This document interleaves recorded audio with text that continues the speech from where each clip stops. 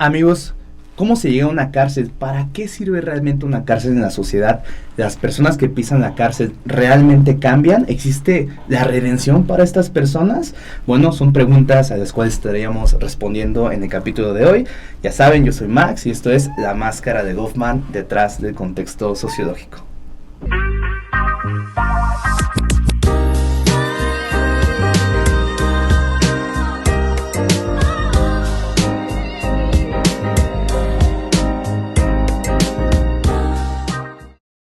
¿Qué tal? ¿Cómo están? Bienvenidos, bienvenidas a este nuevo capítulo de La Máscara de Goffman. Y bueno, el día de hoy tenemos a dos grandes invitados que nos acompañan. Son egresados de la carrera de Sociología, con mi compañera Belén Moreno Pineda y mi compañero Jesse Velázquez. ¿Cómo están, amigos? ¿Qué dicen? Muy bien, aquí andamos, a punto de arrancar el tema de la reinserción social. Gracias por invitarnos. Gracias por estar. Y Belén, amiga mía. Hola, ¿qué tal a todos? Espero que este capítulo sea algo muy ameno para ustedes y les guste, ¿no? Vamos a estar aquí participando todos. Y bueno, pues por favor platíquenme cómo les interesó este tema, ¿no? ¿Qué los llevó a eso en su carrera por la sociología? Ok, a mí en lo particular fue... Bueno, el cómo me orilló la carrera al tema de la reinserción fue gracias a la Gaceta de la UNAM. Una vez tomé durante mis años de estudiante y venía una nota donde un vato se había graduado, como se había licenciado en Derecho haciendo un trabajo sobre una ruta de traileros que tenían problemas ahí como de peaje y cuotas y trayectos y demás. Entonces, cuando vi la nota, realmente yo desconocía que tenían esta oportunidad los internos, bueno, ahora bien llamados personas privadas de la libertad, de alcanzar estos logros dentro de prisión, ¿no? Sí. Que nosotros todavía no. Sí, bueno, lo que más me sorprendió fue que a nosotros nos que cuesta demasiado, ¿no? ¿Cómo pudo él, no? Sí. No, ok, ¿y tú, Belén, qué te llamó de este tema particularmente? Ok, pues en lo personal fue algo que nació a partir de un seminario de investigación que tuvimos por ahí en algún semestre. Hablábamos justamente del feminismo y a través de esta participación en el ámbito del feminismo, pues me fui como que encarrilando un poquito más y fui descubriendo esta vía en la que había muchas mujeres presas y bueno, pues de ahí el interés personal. Digo, no conozco a alguien así en concreto, pero eso fue como que llamando mi atención poco a poco. Y bueno, el podcast de hoy va a estar bueno porque Jessy, bueno, nos estabas comentando, pues ya estuviste como tal chambeando un rato de lo que es dentro de una prisión. Sí. Entonces, supongo que esas anécdotas van a estar chidas. Pero bueno, vamos a empezar con esto. O sea, ¿a qué nos referimos con reinserción social? O sea, ¿qué es eso? Igual si nos podemos poner un poquito en contexto. Ok, perfecto. Pues desde el marco legal, la reinserción está basada en 5 ejes para la promoción de la misma, que son el trabajo, la capacitación del mismo, la educación, la salud y el deporte. Así se dividen esos ejes, ¿no? Y eso está estipulado en el artículo 18 constitucional. A partir de eso, cada centro de reclusión pues lleva a cabo programas para fomentar esta clase de tratamiento, ¿no? Se le llama. Entonces ahí hay de todo, ahí hay psicólogos, sociólogos, hay gente que estudia Derecho, gente que estudió Educación Física, o sea, valga la expresión, pues todo lo que contiene una institución total, ¿no? O sea, es un microcosmos ahí adentro, ¿no? Okay. Tienen como todas estas oportunidades para extenderse y empezar a trabajar sobre su reinserción social. Eso es lo que la ley propone. Otra cosa... Es como realmente es, ¿no? Sí, exactamente. Que ahí está lleno de ambigüedades por muchas cuestiones, ¿no? De índole legal, personal, contextual. Bueno, creo que lo iremos abordando durante el programa, ¿no? Durante el podcast. Sí, y es justamente eso, ¿no? O sea, tú bien lo dijiste, o sea, está como el deber ser, o sea, el para qué están hechas las cárceles, las prisiones, que es con esta idea de reinserción social, pero una cosa muy diferente es realmente el cómo se lleva a cabo, más en este contexto latinoamericano, especificando en México, ¿no? Y bueno, no sé, tú, ¿realmente qué escuchamos cuando pensamos en prisiones? Un ejemplo que se te viene a la mente. Pues de primera instancia es digamos que este apartamiento de la persona en un lugar en donde se supone que debe de cumplir una cierta penitencia o castigo, ¿no? Pues no sé, tal vez desde la perspectiva de género habría que mencionar que es importante la diferenciación entre los sexos, ¿no? Porque pues justo tenemos que darle ese enfoque para saber diferenciar qué es lo que está, por un lado que son los hombres, los varones, y por el otro las mujeres. No podríamos como generalizar de esta manera. Sí, es muy interesante también saber que, o sea, bueno, ahí es un mundo dentro, tú mismo dijiste, o sea, y también, o sea, cómo se llega, o sea, ahí pues también es una realidad muy diferente. Yo no sabía ese término de que, o sea, como que tal en las cárceles se podrían dividir en dos, según yo, me corrige si estoy mal, que son como los que están en un procedimiento como tal, y los que ya están como en penitencia, ¿cómo cuál es el término? Más o menos? A los que ya se les... ¿Procesados? Perdón. Sí, procesados y ejecutoriados. Ah, ok. Sí, precisamente los reclusorios preventivos, los grandes, lo vemos mucho en las noticias y cosas por el estilo, ¿no? Reclusorio preventivo varonil norte, sur y oriente.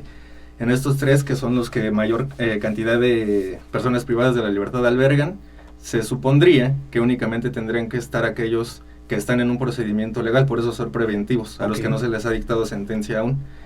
Y aquellos que llegan a ser centros de ejecución de sanciones penales son a donde mandan a estas personas que ya se les dictó sentencia por algún delito. La realidad es que está mezclado de todo en todos los centros, ¿no? Aquellos que son preventivos albergan a gente que ya está ejecutoriada. Aquellos que son para las personas ejecutoriadas a veces llegan a albergar a personas que no se les ha dictado sentencia o que tienen más de un proceso pendiente y por ende no pueden todavía como darle resolución a uno en específico, pero esto responde pues a la sobrepoblación que existe, ¿no? A los índices de incidencia y reincidencia delictiva que existen en la ciudad, al menos en el área metropolitana. Digo, en el país, ¿no? De manera generalizada se ve, pero en las cárceles esta es la situación. Está muy mezclada esta población, incluso aportando un poco a lo que menciona Belén. Durante la trayectoria del sistema penitenciario, muchos de estos centros fueron destinados en primera instancia como centros femeniles, pero la diferencia de población en cuestión de género fue haciendo que se acoplaran como centros varoniles, y a la población femenil se le fue mandando a otros centros, ¿no? Así como de manera muy improvisada, que pues evidentemente tenían menor capacidad de albergue. Ok, no, es muy interesante ese dato. Y justo también soltaba esa pregunta de, pues, o sea, ¿qué nos viene a la mente cuando pensamos en prisión? Porque justamente pensamos, o sea, que es pues, gente de lo peor, que justamente está ahí, pues, ya para pagar un crimen, cuando muchas veces igual se va de lado esta perspectiva, ¿no? Que es gente que a lo mejor está en un proceso y justamente a lo mejor ni siquiera se ha determinado si es culpable tan siquiera, ¿no? Entonces me quedo también mucho por ese lado de ese estigma que se tiene sobre la gente que hay en las cárceles. Pero bueno, igual me gustaría que nos platicaras, tú que estuviste ya chambeando ahí como administrativo, como tal, en la cárcel, ¿cuál era como tal tu zona, de qué te encargabas? Igual si nos podías platicar, sí, por favor. No se habló de eso, pues yo entré haciendo mi servicio social, como haciendo trabajo de campo, ¿no? Para un proyecto de titulación que se trataba de la reinserción, entonces tuve que hacer etnografía, gracias al doctor Manuel por obligarme. Por obligarme.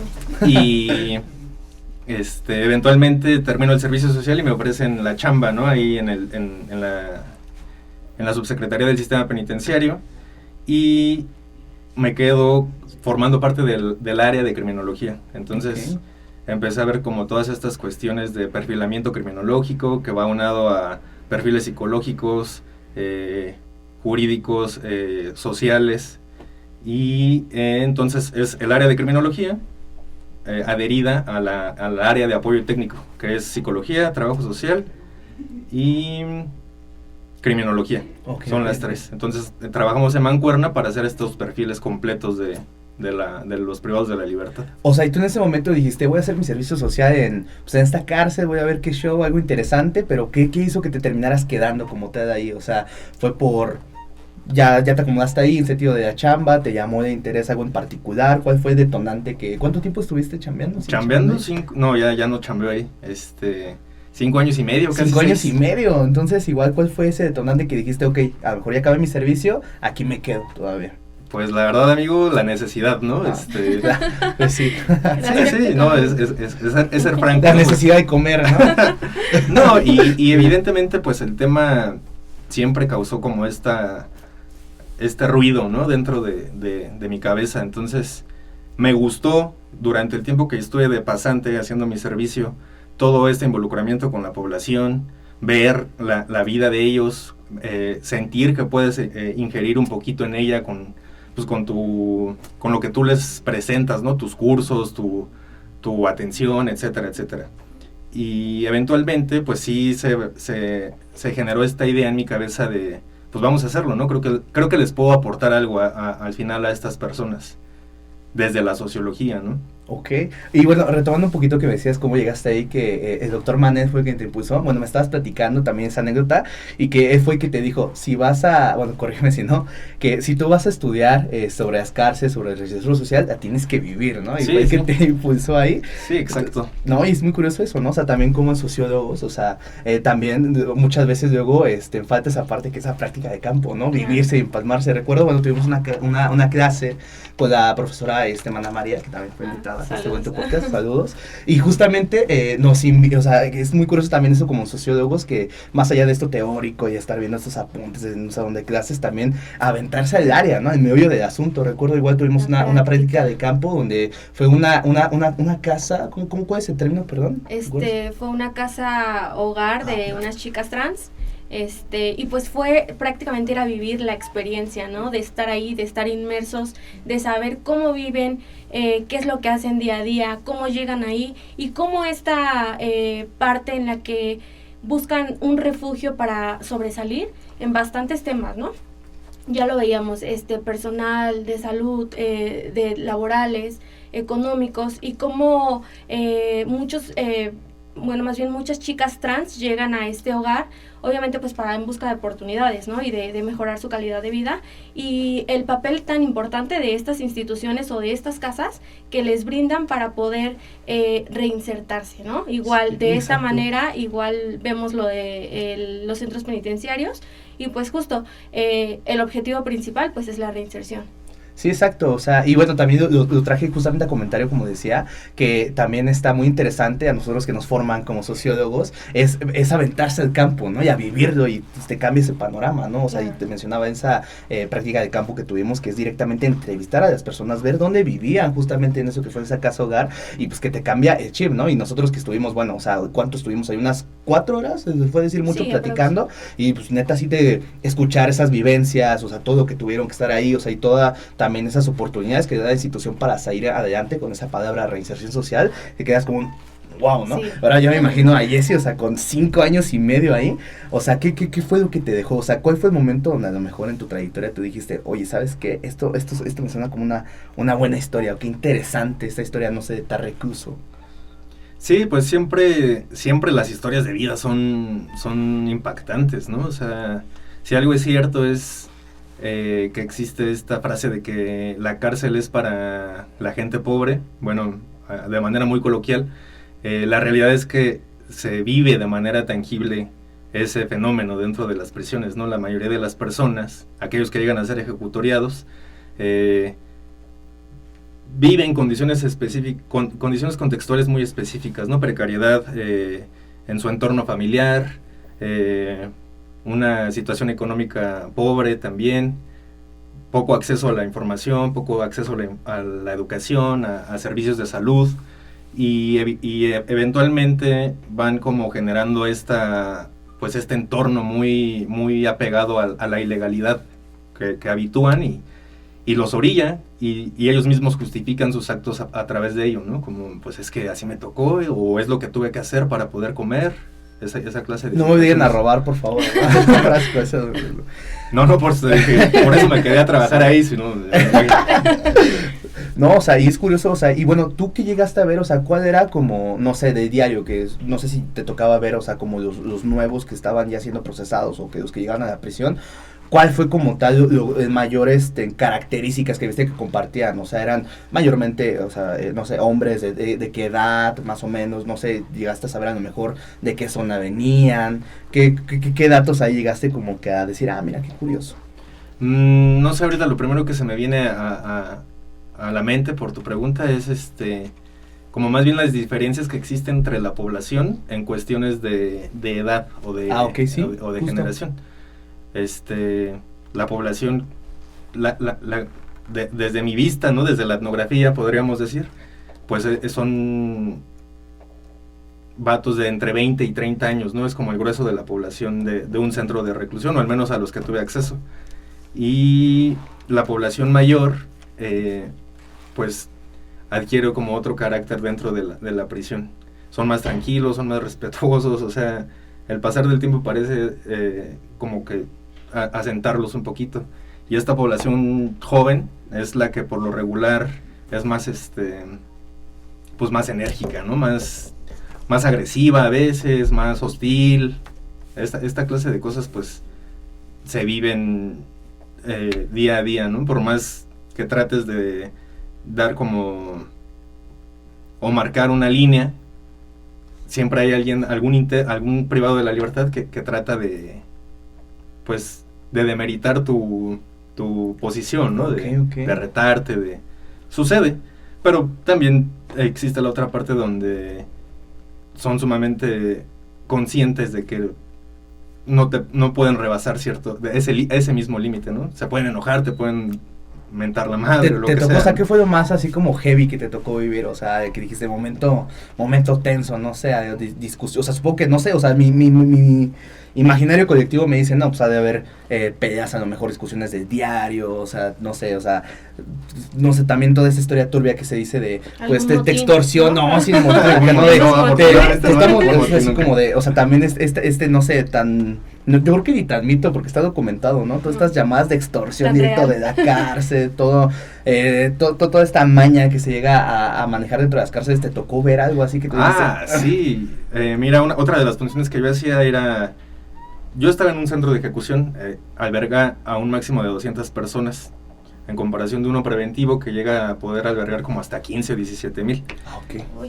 Imagínense el contraste, pues es abismal. Y una de las labores del criminólogo es que una vez que son ejecutoriados, estas personas pueden solicitar su traslado a un centro de ejecución, pues que goza precisamente otra clase de ventajas, ¿no? Como no hay hacinamiento, hay un trato más individualizado para ellos, etcétera, etcétera, ¿no? Entonces ellos solicitan mediante su juez estos traslados y el criminólogo tiene que ir a hacer la evaluación para ver si cumple con los criterios, valga la redundancia, criminológicos y legales para poder ser trasladado. Es decir que nosotros íbamos, bueno, yo iba, ya que no estoy ahí, a los centros de reclusión a entrevistar a las personas que solicitaban estos traslados, a revisar sus expedientes y a verificar pues que cumplieran con todos los requisitos para poder ser enviados, ¿no?, al centro. Pero durante todo ese proceso, cuando tú entras a un centro de reclusión, todo este acompañamiento hasta llegar al interno para poder entrevistarlo, que se supondría que estar a manos de las autoridades, o que debe de haber protocolos y demás, son existentes, pero la verdad es que lo que más me choqueaba era que se le delegaban responsabilidades a los internos, ¿no? Es decir, o sea, y de ellos mismos organizarse, hacer ese chamba. Sí, exactamente, o sea, tú llegas, por ejemplo, solicitando a fulanito de tal para hacerle una entrevista al área de jurídico, ¿no? Yo con mi oficio llegaba y les decía, se va a hacer una valoración criminológica, ¿no?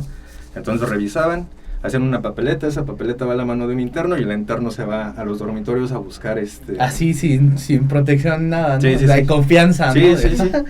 Okay. Incluso se les llega a considerar como sus comisiones o sus puestos de trabajo de estas personas, ¿no? Y ahí te das cuenta de muchas cosas cuando un privado de la libertad de repente buscaba la ubicación o le daban una papeleta para ir a buscar a fulanito de tal en el dormitorio, digamos 4. Cada dormitorio, por sus expresiones, yo me iba dando cuenta que albergaba a cierto tipo de personas. A veces les tocaba ver el dormitorio 4 y decían, no, es bala ese vato, ¿no? O sea, nunca está en su dormitorio. Ok, anda para aquí, para acá. Ajá. O de repente era como al dormitorio 6 y expresiones de ellos es como, es que hay puro panqué. Al panqué se refieren como aquellos que tienen el poder adquisitivo para poder comprar beneficios, ¿no? Ahí, ¿no? Sí. Y ahí, entre estas jergas, entre estas dinámicas, pues también aprendes mucho, ¿no? Vas identificando la propia dinámica de un centro de reclusión. Había veces que yo también ya cuando veía una papeleta sabía qué clase de perfil de persona era la que estaba ahí y cómo iba a llegar a presentarse a la entrevista. Sí. Ok, o sea, mira, y retrocediendo un poquito también a esto que es el, para qué supone que deben ser las cárceles, o sea, muchas veces igual, o sea, se piensa que, o sea, se tiene bien organizado, no veo mucho en esas películas como esa imagen de las cárceles gringas, de no, o sea, cada quien hace usted, hace pum, te sabes si trancazo aquí, trancazo acá, y pues realmente no, o sea, es curioso como tú lo mencionas, que al menos aquí en México, estas dinámicas de poder, o sea, las tienen incluso los mismos, internos, ¿no? O sea, dentro, o sea, me quedo también mucho con también algo que mencionaba Foucault con en Vigilar y Castigar, que justamente las cárceles, más allá de verse como un método de reinserción social, es para eso, o sea, es como para controlar a esa determinada población y es justamente, te deja eso, o sea, o sea, y es también esa mi pregunta, o sea, entonces, al dejar lado, este término de reinserción social, o sea, nada más se esperan que pasen ahí su tiempo, ojalá se hagan mejores personas, ojalá conviviendo entre ellos, pues se puedan reincorporar a la sociedad. ¿Cómo funciona eso, no? Si dices que a lo mejor la institución en sí no está vigilando a los impresos, que a los internos que ni siquiera están en desarrollos básicos que no les corresponden a ellos, lo están haciendo, pues qué onda, ¿no? O sea, como que se pierde un poquito como esta autoridad que tiene la institución, ¿no? O sea, no sé tú cómo lo ves. Bueno, lo que yo pude aportar en algún momento en mi investigación fue justo el sistema penitenciario a través del tiempo, aquí en México obviamente, y pudimos observar que de principio los centros penitenciarios fueron diseñados con un modelo estadounidense.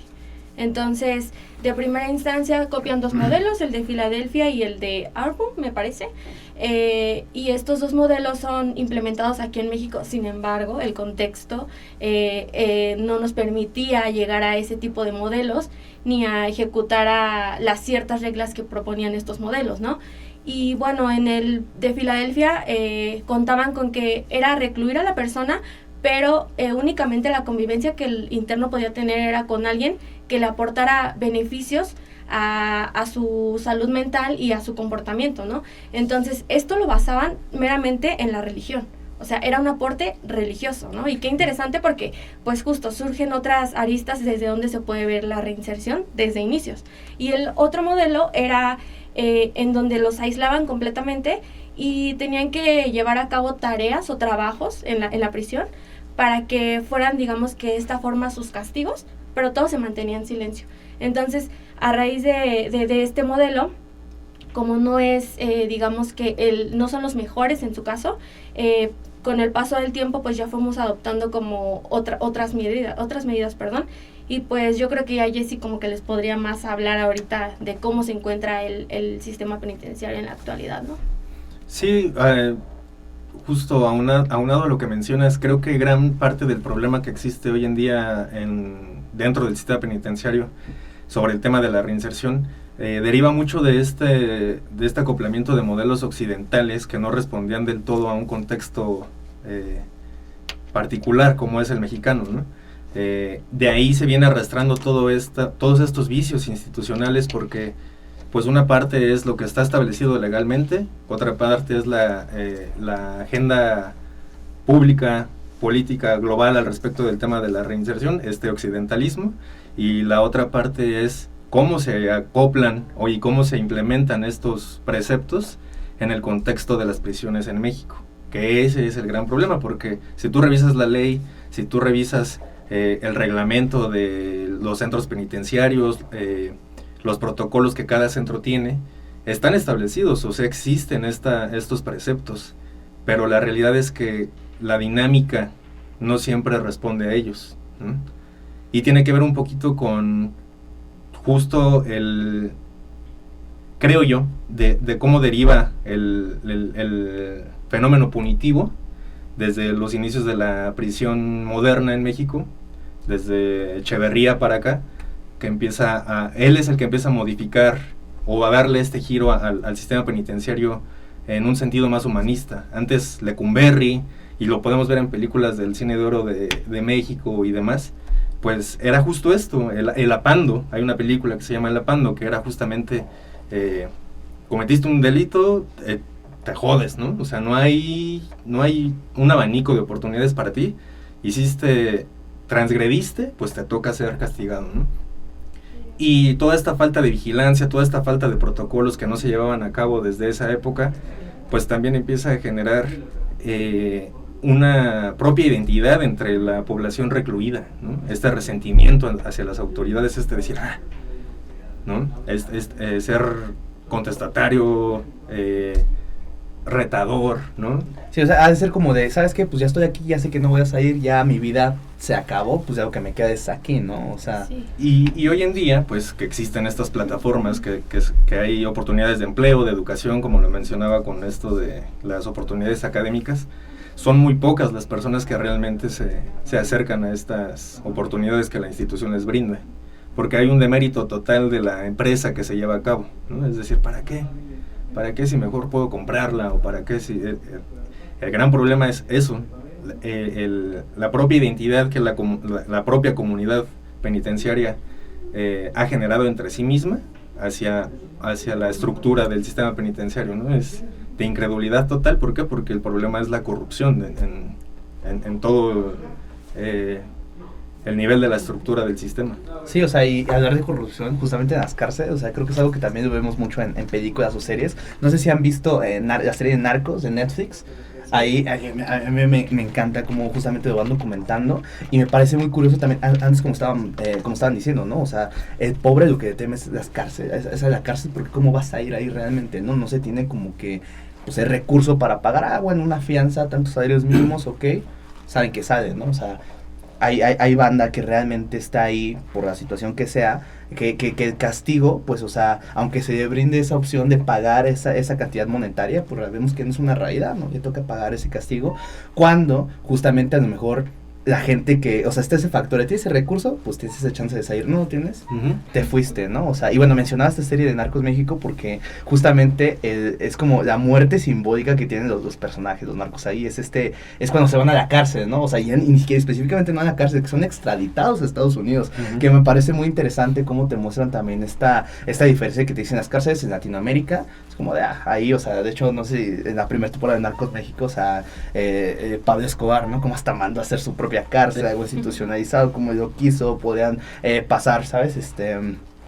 Mujeres de la vida galante, que con pantallas, que con jacuzzi, que vamos a hacer fiestas dentro de las prisiones, que hacemos trato a lo mejor con tal vigilante de que me pase esto, que me deje sería más, que me deje meter gente, o sea, y cómo se refleja, siento mucho en esta serie, es como de, pues si me agarran la presión, yo te firmo, ¿cuánto tiempo, no? Para pagar mi condena, pero a lo que realmente temen es a una cárcel, a la extradición, ¿no? O sea, ok, en Estados Unidos que se tiene este modelo de las cárceles es realmente diferente, ¿no? Porque ahí sí las sufres, entonces me parece muy curioso cómo también se tiene como que pues iba arraigado y se piensa mucho esto, ¿no? Es así como de cárceles, corrupción, ¿no? O sea, como la imagen de cuando arrestan en Bob Esponja, cuando arrestan a la señora Puff, o sea, te imaginas ese tipo de gente, ¿no? Acá bien sí, ruda, bien malota. ¿Tú realmente qué fue lo que viste ahí? O sea, sí se tiene esa perspectiva de los que están ahí son unos malditos desahuciados que me van a hacer daño en cualquier momento, o tú en algún momento te sentiste en confianza con ellos, o sea, o sí te tenías que estar recordando, estoy con presidiarios, ¿cómo se vuelve muy cotidiano, pues, o sea, siempre te estoy hablando de personas que tenían 3 años de sentencia, 4, yo duré 5 y medio. O sea, fue un periodo donde conviví con gente privada de la libertad de manera muy cotidiana y muy constante. Y evidentemente eso, conforme tu approach, conforme te vayas acercando a ellos, conforme les vayas generando una imagen, es como la responden también. En ese sentido, yo nunca, afortunadamente, rebasé estos límites, ¿no? Porque es muy común también ver en momentos que propios funcionarios, dicen por ahí sin rayar muebles, ¿no? Pues conviven ya de manera muy coloquial y muy cotidiana con ellos, ¿no? Que se faltan al respeto, que se tutean. Son cosas que creo, como la parte técnica o como un funcionario, pues tienes que tener mucho cuidado para hacerles notar que hay límites, ¿no? Que podemos llevarnos a todo dar, pero que también hay reservas, ¿no? Para que no exista justo estas confusiones de, pues por aquí le podemos llegar o lo que sea, ¿no? Y para salvaguardar tu propia integridad también, pues porque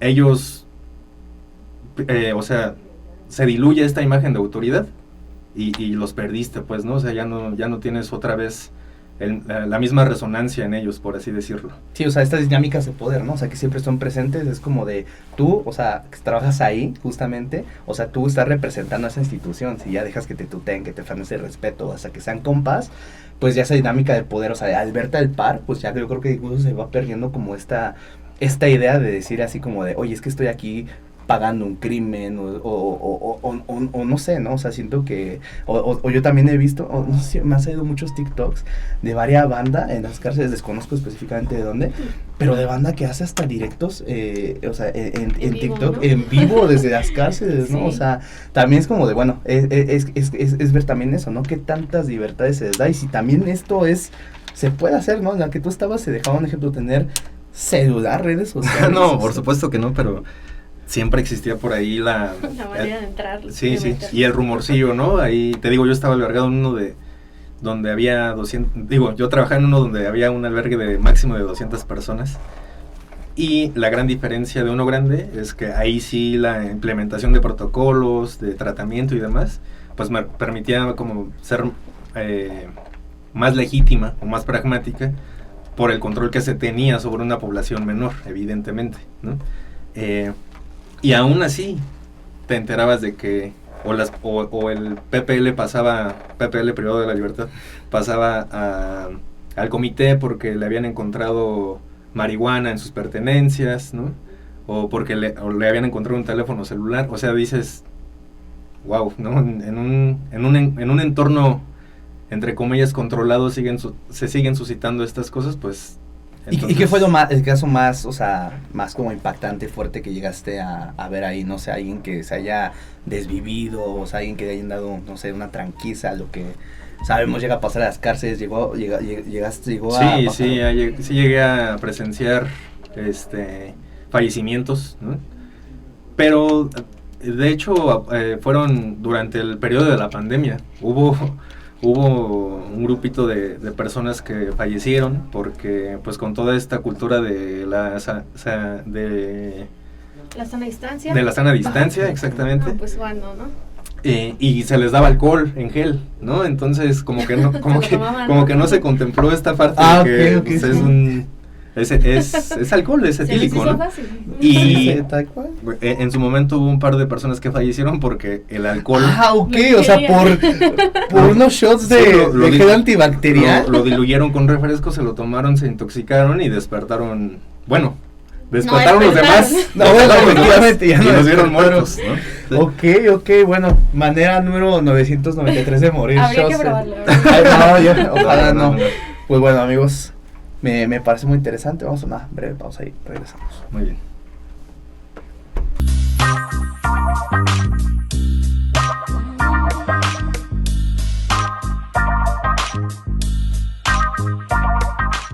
Bueno, Belén, me gustaría preguntarte, tú, desde esta perspectiva de género, ¿cómo entiendes esta reinserción social? O sea, realmente, ¿cómo llegaría a funcionar? Ok, pues bueno, la perspectiva de género, justo como ya lo habíamos mencionado, busca dar esta diferenciación entre un hombre y una mujer, ¿no? Busca hacer énfasis en que, en palabras coloquiales, las mujeres y los hombres, al ser distintos, pues las necesidades son distintas, ¿no? Cabe recalcar, entonces, la reinserción social en perspectiva de género, pues justo, busca, digamos que marcar esta diferencia, ¿no? Para que las mujeres no sean ni tratadas ni juzgadas como los varones, ¿no? Para pronto. Y bueno, habría que también tener un poco en cuenta el contexto en México, porque es algo muy difícil ser mujer en México, ¿no? Ya es bien sabido. Y bueno, a estas alturas, de pleno 2024, pues hemos visto muchísimos cambios sociales y también políticos, un tanto en la esfera política, que han llegado gracias a estas demandas sociales que las mujeres hemos labrado a través de años, ¿no? Y que por mucho tiempo se nos ha ignorado y que pues justamente buscamos esta voz para hacer la diferencia, marcar esta diferencia entre el varón y la mujer. Sí, es que justamente, bueno, se llega a pensar, o sea, bueno, aquí hay un dato que justo de INEGI me llamó mucho la atención, que justo a cierre de 2022, en los ámbitos federal y estatal, la población privada de libertad ha sido conformada por alrededor de 226,000 personas, de las cuales el 94.4% pues eran hombres y solo el 5.6% eran mujeres. Creo que, bueno, por meras cifras, o sea, mi lógica me hace pensar que justamente, pues, al haber una población del 94% de hombres, es más fácil que, pues las mujeres como de, que se ajusten al sistema que estamos llevando de los hombres, que se manejen de todo eso por el estilo. Y bueno, tú, igual que estás llevando esa investigación de tu tesis a cabo, ¿cuáles han sido los problemas que has llegado a ver respecto a eso? O sea, ¿qué problemas hay con el hecho de que una mujer se le trate como tal en las cárceles al igual que un hombre? O sea, me llama también la atención, la verdad, yo desconozco. Sí, pues de primera mano, pues que a las mujeres se les juzga como varones, ¿no? No existe esa... Bueno, actualmente ya se han efectuado ciertos protocolos para llevar a cabo este proceso al que se enfrentan las mujeres que van a prisión, pero hace mucho tiempo atrás, tampoco no tanto, más bien, las mujeres no tenían esta forma de ser sentenciadas para cumplir su condena, ¿no? Entonces, esta diferenciación que existe, pues habría que marcarla y pues a raíz de justo lo que les comentaba, todo este revuelo que se ha ido dando, se pudieron un poco más enfatizar las acciones que se llevan, digamos que a favor de las mujeres para juzgarlas en perspectiva de género, ¿no? De un principio también hablamos de los centros penitenciarios que no están diseñados precisamente para mujeres y que muy bien sabemos que algunos de estos centros, como ya lo comentaba Jessie en algún momento, fueron ocupados mayormente por varones porque la población indica que el número de personas que delinquen más son hombres, ¿no? Entonces ahí podríamos, digamos que tener en cuenta este gran... no sé cómo le podría llamar, pues esta brecha, ¿no?, que existe entre el hombre y la mujer, en que no se le da ese espacio, ni no se deja ver en perspectiva de género. Y también me da mucha curiosidad, te quiero preguntar, ¿sabes realmente cuáles son las causas por las cuales las mujeres mayormente terminan en prisión? Eso es mucha diferencia por las razones de las cuales los hombres terminan en prisión. ¿Tú qué datos tienes respecto a eso? Sí, bueno, lo que yo pude recabar hasta ahora, muchas de las incidencias de las mujeres en prisión son por crímenes pasionales mayormente. Okay. Y esto como que sí suena un poco interesante, ¿no? Porque vemos que cuando se le hace, digamos que este perfil a la mujer, ¿por qué recae en este centro penitenciario?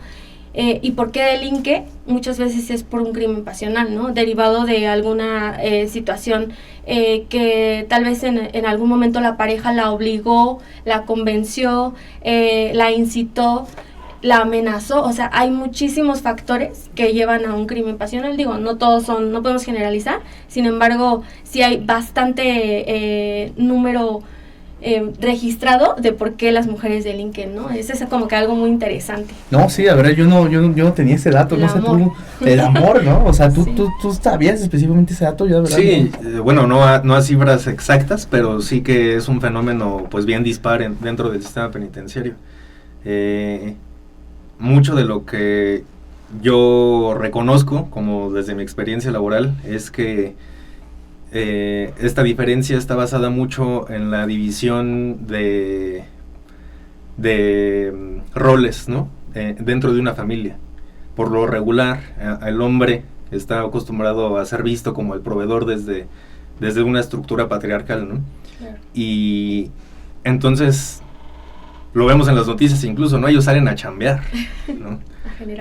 A generar, ¿no? Y entonces son vistos como los proveedores, incluso a pesar de estar delinquiendo, ¿no? Y la gran diferencia es que una mujer en este mismo esquema, pues al no ser proveedora, termina siendo, en la mayoría de los casos que yo llegué a presenciar, cómplice de un delito, ¿no? O en todo caso, pues mataban a sus exparejas y demás, ¿no? Este es el carácter del crimen pasional respecto a las mujeres. Y también algo de lo que algo que pude evidenciar es el abandono, que es un fenómeno bien distinto entre el abandono familiar entre hombres y mujeres. Siguiendo esta lógica de que son proveedores, muchos de ellos incluso siguen generando desde dentro de prisión, como lo hemos visto también en muchos noticieros y demás. Ciro hace varios años sacó un video, sí, ¿no? Iba, ¿no? Sí, creo que vi un documental donde como de hora y media, carpintería y que se ponen, o sea, que a los mejores portados hasta les dejan elegir en qué van a chambear, todo eso. Sí, está muy interesante. Y pues ellos proveen, pues de repente se asumen esta noción dentro de la ilegalidad y que pues es la manera en la que proveo a mi familia, ¿no? Y en este sentido, la visita familiar a veces es obligada porque ellos siguen mandando dinero a la calle desde la prisión, cosa que una mujer desde esta estructura patriarcal, al no ser proveedora, pues decanta en el abandono familiar, ¿no? O sea, hay mucho menos visita familiar en un centro de reclusión femenil que en uno varonil. Son muy abandonadas las mujeres en la cárcel. Y creo que tiene que ver con esta estructura, esta división de roles, ¿no? Esta asignación de roles. Claro. Y justo lo que comenta Jessy, ¿no? Esta estructura patriarcal que nos ha sometido durante años, milenios, yo digo, no nada más es en la cultura mexicana, ¿no? O sea, es generalizar, porque las culturas desde años o épocas remotas vemos que el varón es modelo y justo, ¿no? Se hablaba que el hombre era hecho a semejanza de Dios, pero ¿y qué onda con las mujeres, no? O sea, ¿en dónde quedamos? ¿En dónde queda? Ajá, ¿no? O sea, es un mito que se ha transmitido y que, pues, a las mujeres se nos jerarquiza, ¿no? Y pues se nos somete y ahí estamos, ¿no?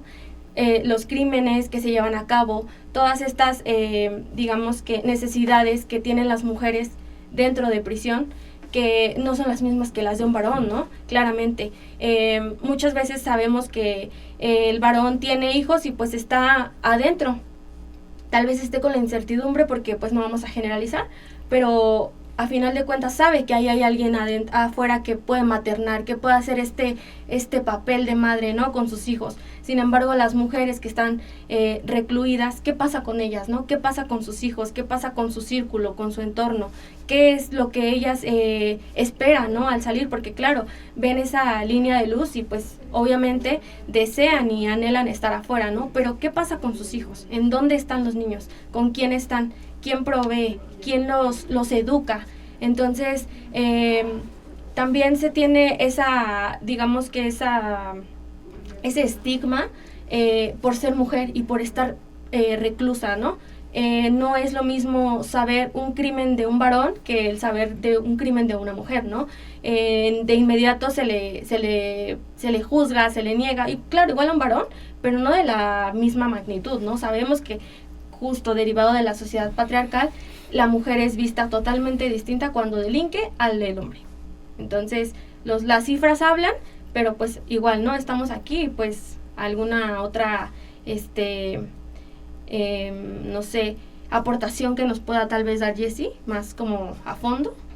¿Tú llegaste, Jessy, a conocer a alguien que, bueno, en este lapso que me dijiste 5 años, o sea, en esos que tuvieron su lapso de 3, 4 años, desde que llegó, lo llegaste a conocer hasta que se fue, llegaste a conocerlo, a convivir con él, llegaste ahora a ver un cambio realmente, o sea, la cárcel entonces hizo su chamba como reinserción social, o sea, estamos hablando de inicio, si un compa pudo terminar su licenciatura dentro de una cárcel, ¿tú llegaste a ver a alguien que se haya hecho de bien para la sociedad dentro de la cárcel en ese tiempo? Sí, me atrevería a decir que sí hay gente que logra reinsertarse, pero también tendría que acotar aquí que la mayoría de las veces es más una cuestión de voluntad propia, digo, haciendo evidentemente uso de estos mecanismos o las plataformas que le brinda el sistema penitenciario, que un impacto per se del propio sistema. Es decir, aquellas personas que de verdad son conscientes de que pues no es un contexto quizá que están cómodos de vivir, ni que quisieran repetir. Me llegó a tocar ver que si eran personas pues que decían, no, pues ¿qué otras? ¿Sabes? Como desde una perspectiva más lógica era, qué oportunidades tengo, cuál es mi abanico de oportunidades para poder acoplarme o reinsertarme en el momento que salga de prisión, ¿no? Y si veía esa gente que estudiaba, veía esa gente que se capacitaba en cursos de programación web, por ejemplo, que es algo que me parece muy interesante, que se les empezaba, antes de que yo saliera del sistema, a brindar esta clase de temas, ¿no? De capacitación, más apegados a las nuevas tecnologías que a los viejos oficios, que también se les capacitaba en viejos oficios, pero, ¿sabes? Sí se empezó a notar este giro hacia una plataforma más de trabajo independiente, ¿no? De cómo tú puedes ocupar estas nuevas tecnologías a tu favor. Y en este sentido, más bien, lo repito, creo que esos pocos casos que llegué a ver fue porque las personas decidieron que así fuera, no porque tanto, la institución realmente no los orientara a eso, ¿no? Que es justamente, o sea, eso volviendo a ver, ¿no? O sea, reinserción social, o sea, ¿qué es la reinserción social, no? O sea, realmente a una persona privada de su libertad se explica eso cuando llega, tú estás aquí pagando por un crimen, sí, eso es claro y evidente, pero no vas a estar aquí también para volver a incorporarte en la sociedad, o sea, no sé, o sea, siento que se supone que ese es el deber ser de las cárceles, pero realmente no, o sea, están ahí y siento que se queda mucho en este contexto occidental para pagar el crimen realmente. Me quedo mucho también con esta película que igual estuvimos platicando que se llama Shawshank Redemption, Sueños de fuga, muy buena, o sea, de Morgan Freeman, es una joya de película. Hay muchas por ahí. Hay muchas por ahí, perdón. Sí, esta joya es una película muy buena. Bueno, el personaje de Morgan Freeman, como te dice, que pues, está pagando una cadena perpetua porque a sus 20 años pues hizo un crimen atroz, ¿no? Que te llegan a decir. Y alrededor de la película, cada 10 años está teniendo una auditoría, ¿no? Con gente que justamente evalúa, si puede volver a salir a la cárcel, ¿no? Y me parece muy interesante cómo desde el inicio de la película y a mediados, cada 10 años empieza con esa pregunta, ¿no? ¿Usted se siente reivindicado? ¿Se siente apto para volver a la sociedad? Y él, sí, claro, yo completamente, ¿no?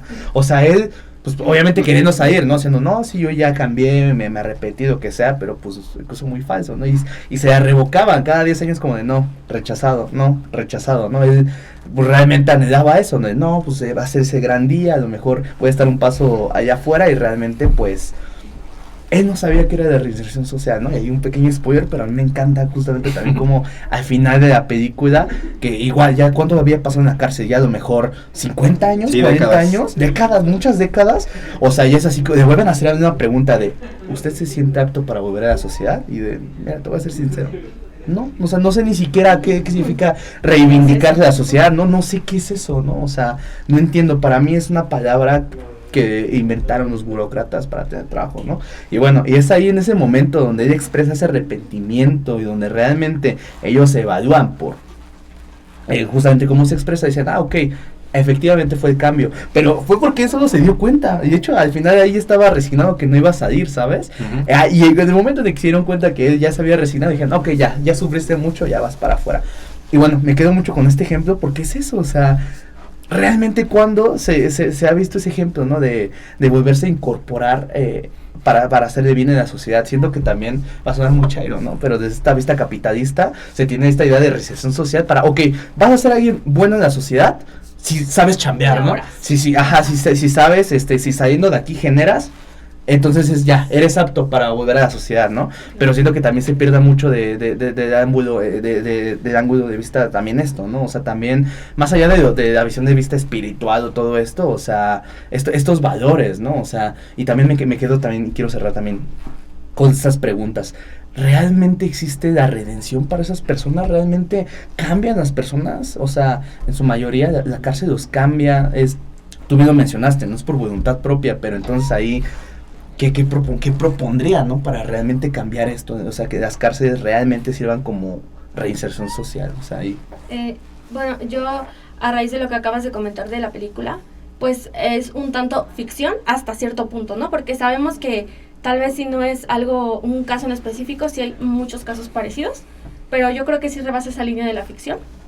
Y sin embargo, pues la reinserción social la ofrece el Estado, la debería de ofrecer el Estado, ¿no? De manera obligatoria. Justo porque como parte del sistema penitenciario, al salir a la sociedad, pues qué es lo que se van a encontrar, ¿no? Los reclusos, las reclusas, qué van a hacer, cómo se van a mantener, cómo van a socializar, en qué vínculos van a caer, ¿no? Y cómo, más bien, cómo saberlo hacer, ¿no? Porque claro, ya lo habíamos mencionado, está este estigma en donde al ser una persona ex reclusa ya es juzgada, hombre, mujer, mayormente. Toda su vida eres eres juzgado, ¿no? Entonces, pues ya se te etiqueta, desde que sales se te etiqueta y toda la vida vas a vivir con esa etiquetita de que hiciste algo. Más o menos, eso ya es como que pasa a segundo término, pero ya estás etiquetado. Entonces, yo considero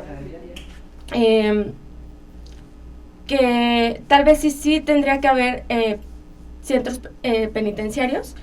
No creo que todas las personas que estén dentro estén, digamos que, adecuadas para ese sistema. Yo creo que también habría que buscar perfiles para saber si eres apto para la prisión o apto para algún centro psiquiátrico, apto para algún centro de rehabilitación psicológica, claro.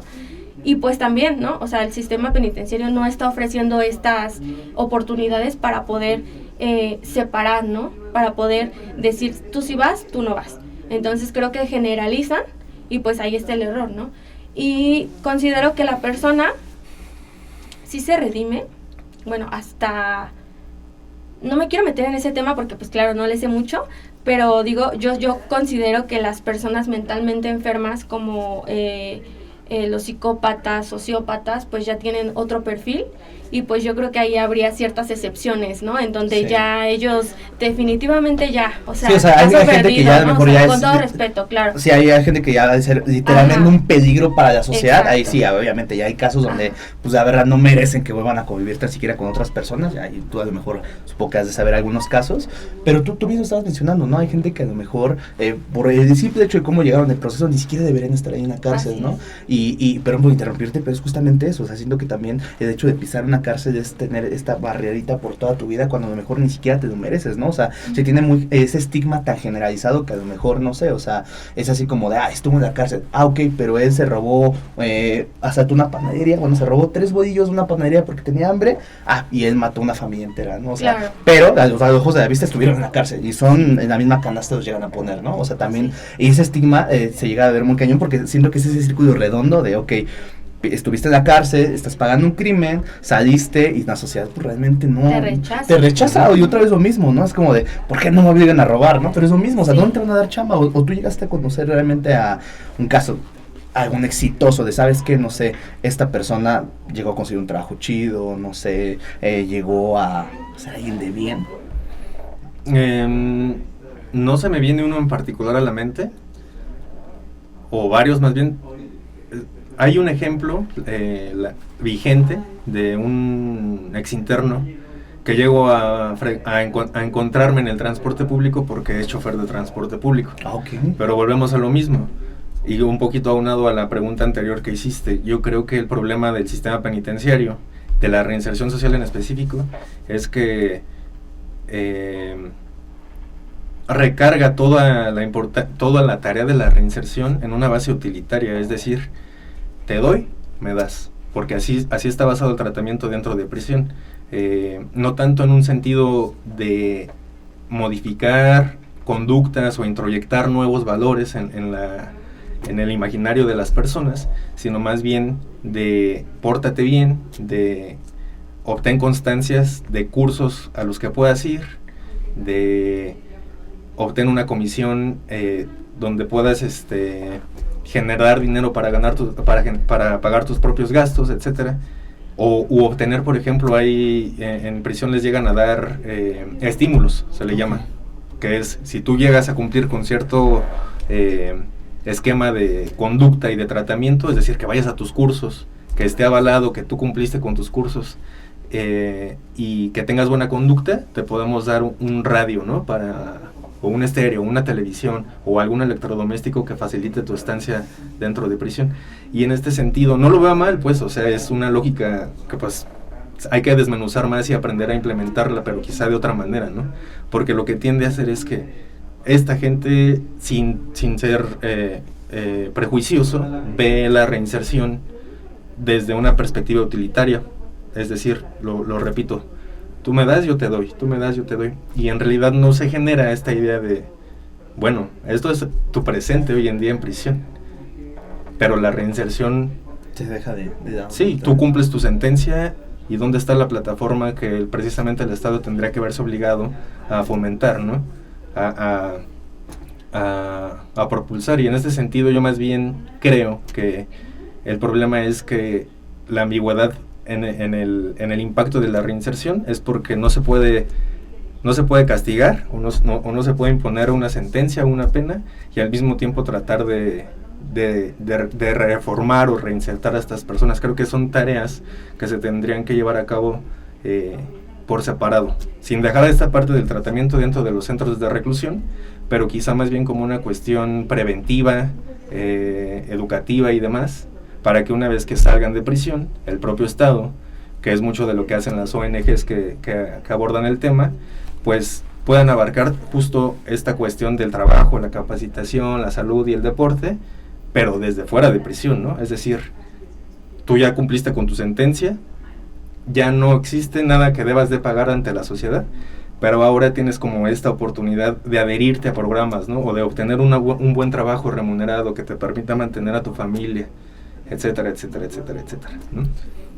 Lo cual resulta muy complicado porque a veces nosotros batallamos para encontrar esas oportunidades. No, si nosotros ya con una licenciatura, cuando yo a punto de hacer un posgrado casi, y sin chamba, ahora imagínate banda que prueban todo eso. Pero amigos, neta es un tema muy complicado, sí. Y de verdad, bueno, ahorita ya el tiempo se nos acabó, mis amigos, pero de verdad qué buena plática, mis amigos. Igual no sé si ustedes quieran dejar un punto final, recomendar algún libro, alguna serie donde igual la bandita que le interesó este tema a lo mejor puede investigar más, o lo que en su momento a ustedes les llamó, algo que quieran agregar. No sé, Belén. Pues yo creo que aunado al tema, digo no en específico, pero sí muy importante, sí me gustaría como recomendar un librito por ahí de la doctora Marcela Lagarde, que habla justamente desde la perspectiva de género. Yo lo ahondo a este pues libro, que se llama Los cautiverios de las mujeres, madresposas, monjas, putas, presas y locas, ¿no? Y nos habla justamente del contexto femenino que tenemos las mujeres al estar sometidas de cierta forma, y pues ahí nos dice, ¿no? Que cómo es la mujer, digamos, qué etiqueta se le pone a la mujer, y cómo a través de esta lectura, bueno, pues yo me pude dar cuenta de que a la mujer muchas veces se le somete, y abordando el tema de la reinserción con lo de las mujeres privadas de la libertad, pues se tendría que ir mucho de la mano, ya que lo comentábamos, los crímenes pasionales muy importantes. Entonces ahí si le pueden dar una ojeadita, pues estaría como súper, ¿no? Para que entendiéramos un poquito más de lo que aquí explicamos. No sé, me voy a rifar, es muy interesante. Amigo, ¿algo último que quieras agregar a la audiencia? Cuídense mucho, no eviten llegar a prisión, ¿no? Consejo de oro, ¿no? Sí, por supuesto.